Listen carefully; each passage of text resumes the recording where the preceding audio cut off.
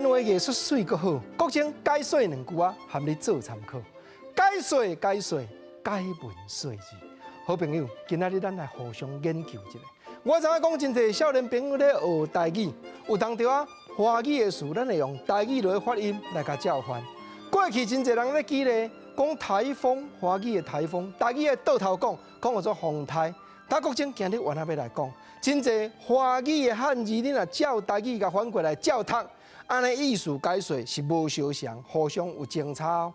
头一个咧，咱来讲华语内底一个名词，或者性格。性格伫华语内底就是个性。讲这个人性格真温顺，也是讲性格暴躁，介暴躁，介到甲人冤家。毋过台语若照这两字，咱来照读，这毋是名词哦，这叫做形容词，性格。台语若照这两字性格，就是咧讲哇，这个人足性格。当然啦，互咱讲一个俏谈，较早人讲吼，留两撇喙鬚看起来较性格啦，表示讲这是形容词咧描写讲，哦，这个人作风甲人无共款，真特殊，安尼叫做性格，是毋是解说起来甲华语就无共啊咯？啊，这个理解者，国情继续来记咧。另外还佫一个词，华语家人。家人咱拢知，这毋免加解说，就是讲咱兜的亲人就对啊。咱的兄哥、小弟、爸母或者家人，照这两字汉字台语来甲读，家人。你小甲想一下，即马这个话敢若袂当直接翻呢？讲这是我的家人，敢若袂通呢？啊，袂通原因顶答伫倒位？你若讲定定咧看咱歌戏，戏文顶头人就咧做，讲这我的家人。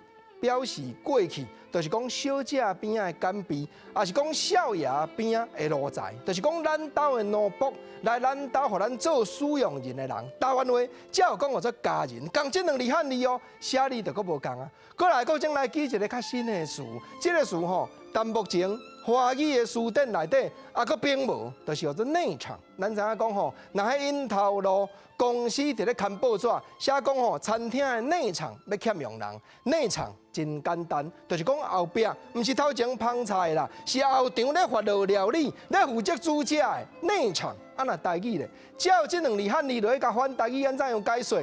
来国情较无礼貌，占悬记一个咧。